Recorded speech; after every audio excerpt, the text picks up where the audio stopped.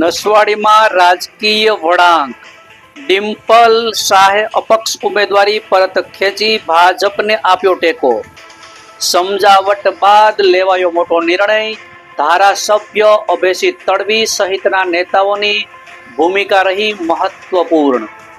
નમસ્કાર, સહજ ન્યૂઝ સાથે હું છું ગોપાલ ભેસાણીયા।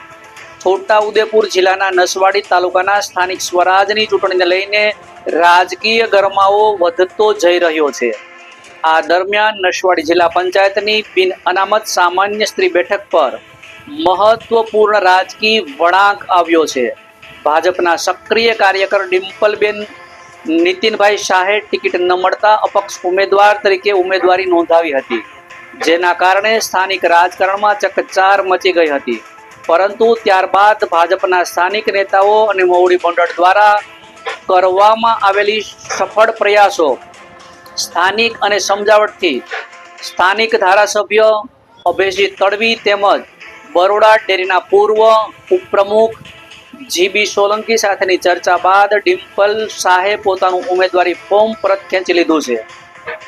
ડિમ્પલબેન શાહ અને તેમના પતિ નીતિન શાહ લાંબા સમયથી ભાજપ સાથે સંકળાયેલા રહી પક્ષ માટે સક્રિય રીતે કાર્ય કરતા રહ્યા છે। ટિકિટ ન મળતા તેઓ નારાજગી વ્યક્ત કરી અપક્ષ ઉમેદવારી નોંધાવી હતી, પરંતુ અંતે પક્ષ પ્રત્યેની વફાદારીને પ્રાથમિકતા આપતા ભાજપના સત્તાવાર ઉમેદવારને ટેકો જાહેર કર્યો છે।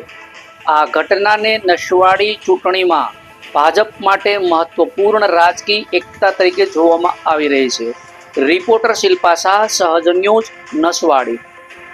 આજ રોજ સમગ્ર ગુજરાતમાં સ્થાનિક સ્વરાજની જે ચૂંટણી તાલુકા પંચાયત જિલ્લા પંચાયતની જે ચાલી રહી છે, એમાં નસવાડી તાલુકામાં નસવાડી જિલ્લા પંચાયત જે બિન અનામત સામાન્ય સ્ત્રી જે સીટ હતી, જેમાં પાર્ટીમાં વર્ષોથી નિષ્ઠાથી અને સક્રિય રીતે કામ કરતા ડિમ્પલબેન નીતિનભાઈ શાહ કે જેમને અપક્ષ ઉમેદવારી ભરાવી હતી, પણ એમના અને ધારાસભ્યશ્રીના અને જીબી સોલંકી સાહેબના પ્રયત્નોથી અને એમની પોતાની ઈચ્છા શક્તિ પાર્ટીએ ભારતીય જનતા પાર્ટી સાથે જ જોડાયેલી છે, એનું માન આપી આજે એમને અપક્ષ ઉમેદવારી પાછી ખેંચી લીધી છે અને એનો સંપૂર્ણ ટેકો ભારતીય જનતા પાર્ટીના ઉમેદવારને આપવાનો છે, જે આજરોજ નક્કી થયેલ છે।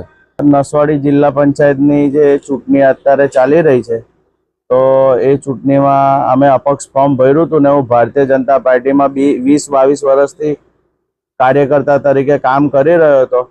એમાં મેં અત્યારે ચૂંટણી માટે ફોર્મ અપક્ષ ભર્યું હતું, પણ ભારતીય જનતા પાર્ટીના ધારાસભ્ય અભયસિંહભાઈ તડવી અને આપણા ભારતીય જનતા પાર્ટીના જીબી સોલંકી સાહેબશ્રી અને બરોડા ડેરીના ઉપપ્રમુખ, એમની સાથે સંગઠન પ્રમુખ અને થોડી સંકલનમાં થઈને વાતચીત કરીને મને એવું થયું કે ભાઈ પાર્ટીના સાથે રહેવું સારું। એના લીધે મેં એમની કહેવા પર ને એમની વાત માનીને મારું ફોર્મ પાછું ખેંચેલ છે।